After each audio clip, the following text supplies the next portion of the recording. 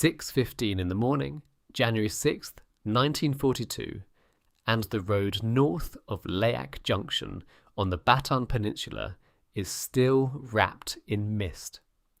A gun crew of the 71st Infantry Division kneels behind a 37mm anti-tank gun dug into the tree line, its thin barrel levelled down a straight stretch of coastal road lined with nipper huts and rice paddies.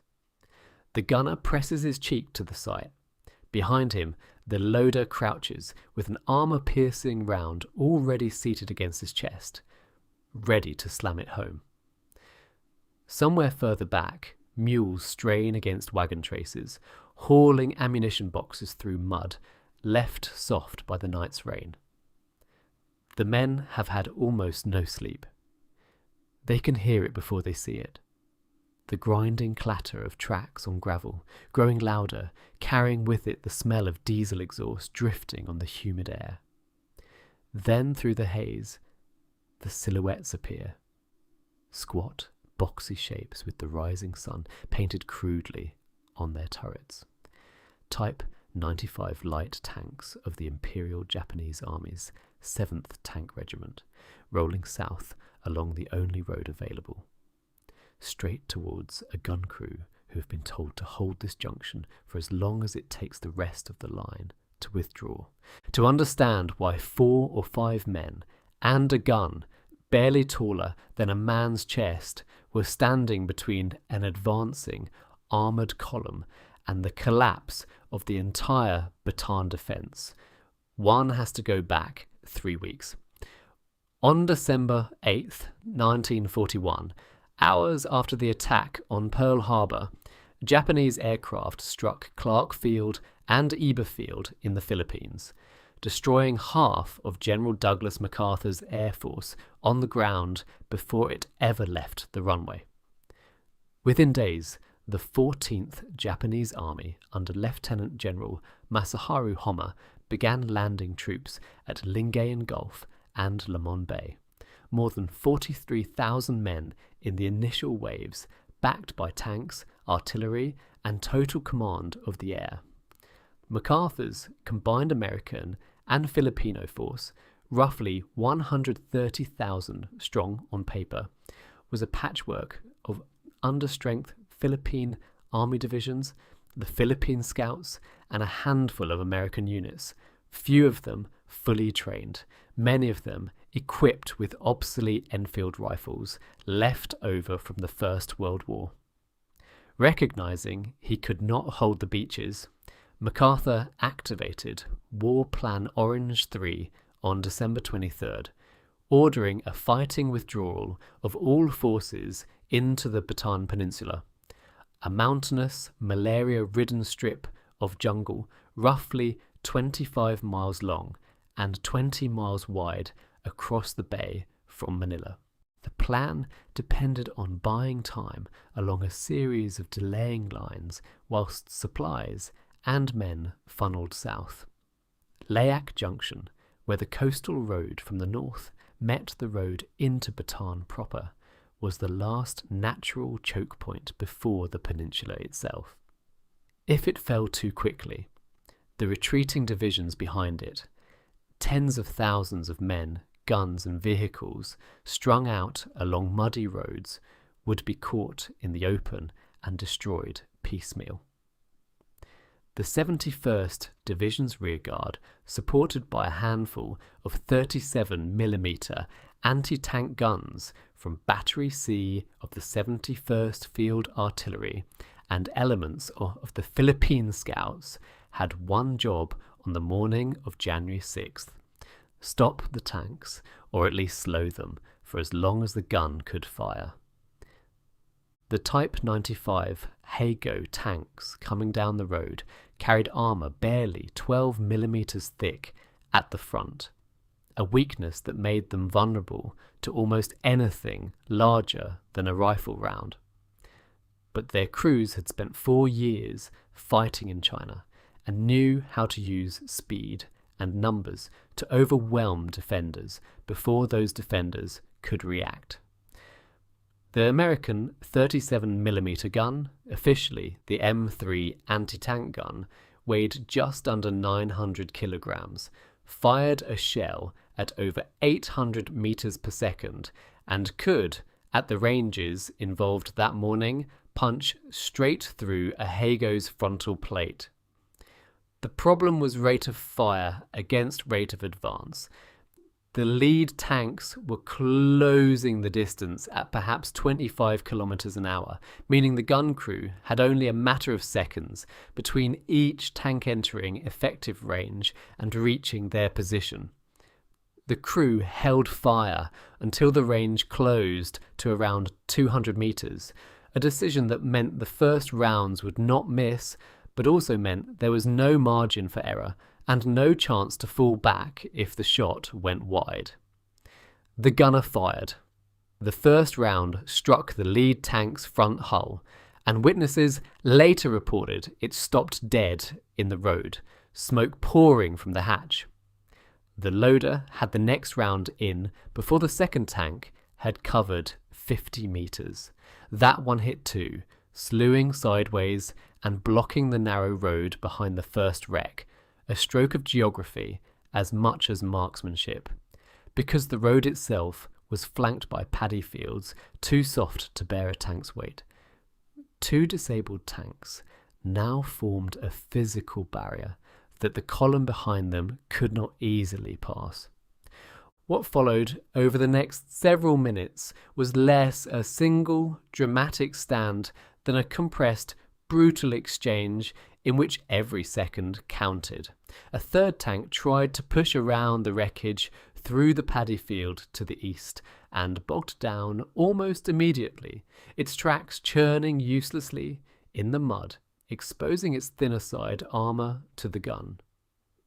The crew fired again, Japanese infantry riding on the rear decks of the following tanks, part of the accompanying advance guard, dismounted and began working forward through the elephant grass on the flanks, trying to locate the American position by the muzzle flash and smoke.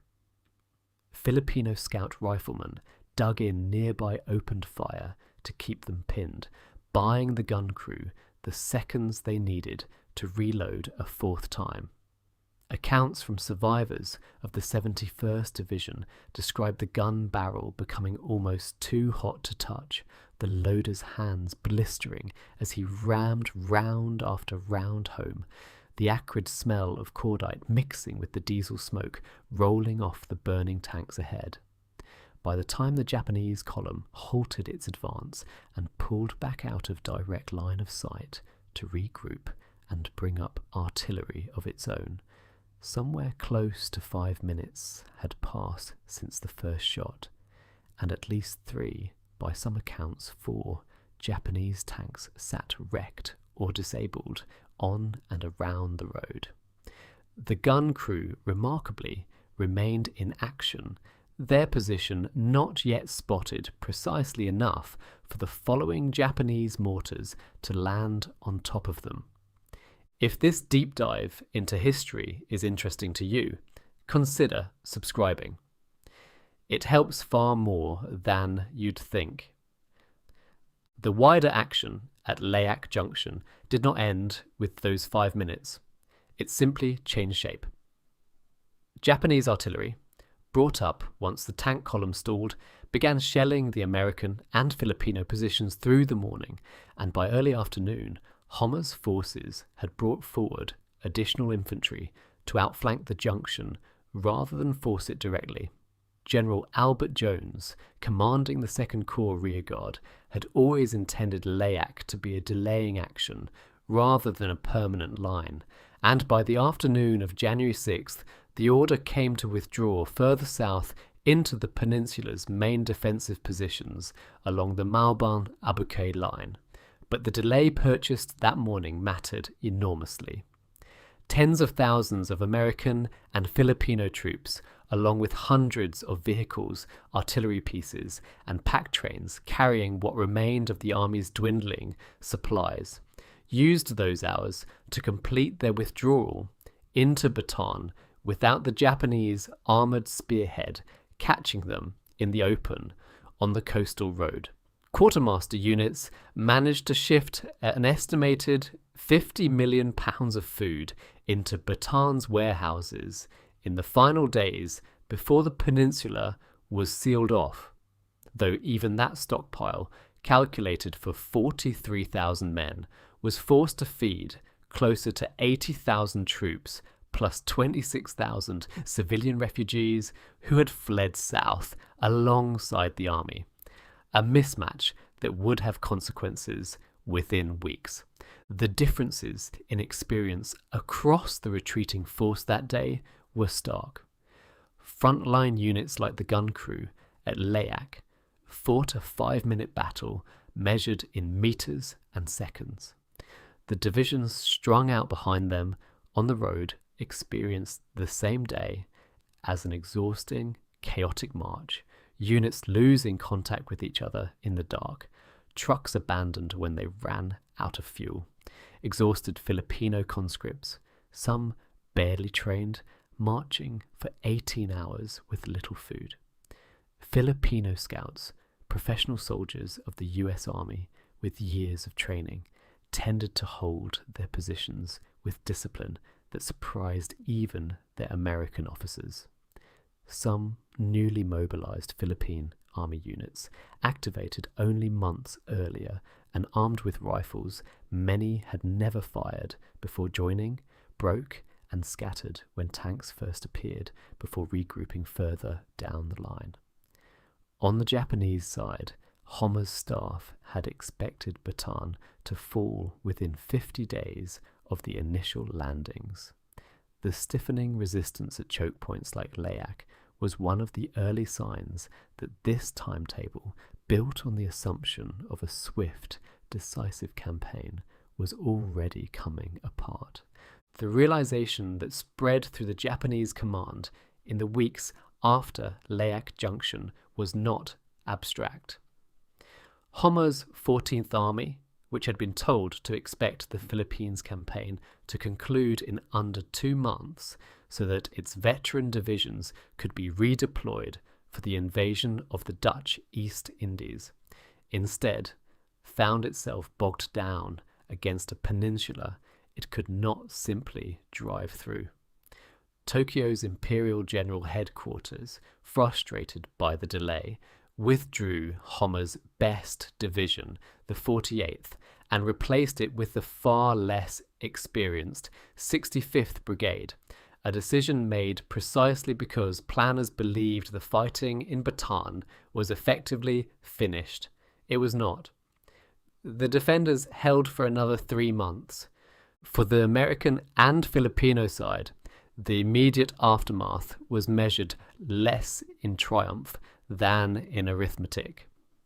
The delaying actions of early January bought time to establish the Malban-Abukoy line, which held through most of January against repeated Japanese assaults, but the cost of the retreat was already being paid in rations. By late January, troops on Bataan were on half rations, roughly 2,000 calories a day, a figure that would be cut again within weeks. Malaria, dysentery, and beriberi began spreading through units that had no quinine reserves left to treat them. The gun crews that had stopped tanks in January would, by March and April, be defending positions with men too weakened by hunger and disease to hold a rifle steady. Bataan finally fell on April 9th, 1942, followed by the Bataan Death March, in which an estimated 60,000 to 80,000 American and Filipino prisoners were forced on a brutal trek of over 100 kilometers to prison camps, with thousands dying along the way. Return, for a moment, to that gun position above Leak Junction, sometime after the fighting has moved on. The barrel has cooled. Wrecked tanks still smoulder on the road below. Their crews either dead inside or fled into the paddy fields. the gun crew that held that stretch of road for 5 minutes will, within 3 months, be prisoners, refugees, or casualties themselves, swallowed into the wider catastrophe of Bataan's fall.